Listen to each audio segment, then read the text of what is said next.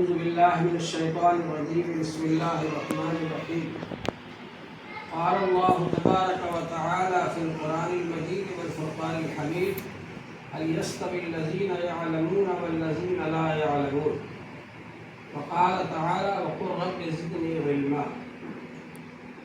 محترم حضرات، اللہ جل شانہ نے حضور پاک صلی اللہ علیہ وآلہ وسلم سے فرمایا وقل رب زدنی علما، آپ یہ دعا کیجئے کہ اے میرے پروردگار میرے علم میں اور زیادتی کر دیجئے اور اضافہ کر دیجئے.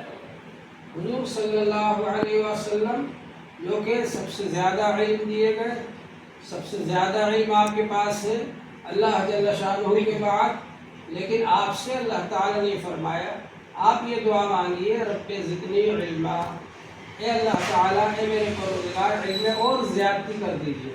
اس کا مطلب یہ ہے ہمیں کتنی زیادہ دعا کرنا چاہیے، ہمیں کتنی زیادہ محنت اور کوشش کرنا چاہیے علم حاصل کرنے کے لیے، علم کو زیادہ کرنے کے لیے، علم کو پھیلانے کے لیے. حضور پاک صلی اللہ علیہ وآلہ وسلم نے ارشاد فرمایا ہے طلب العلم فریضۃ علی کل مسلم، علم طلب کرنا ہر مسلمان پر فرض ہے.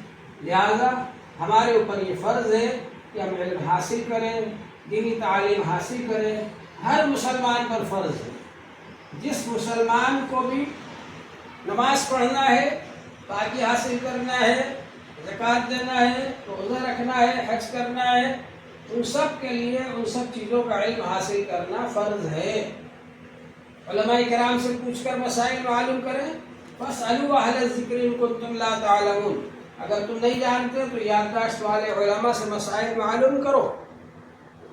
یہ ہے کہ دینی کتابیں پڑھ کر علم حاصل کریں، علماء کے پاس مجلس میں بیٹھ کر علم حاصل کریں اور دینی مدرسوں میں داخل ہو جائیں. اتنا علم حاصل کرنا تو ہر مسلمان پر فرض ہے. حافظ بننا، عالم بننا، قاری بننا یہ فرض کفایہ ہے. جو دینی مدرسے حافظ بناتے ہیں، عالم بناتے ہیں، مفتی بناتے ہیں، پوری امت کی طرف سے فرض کفایہ کو ادا کر رہے ہیں.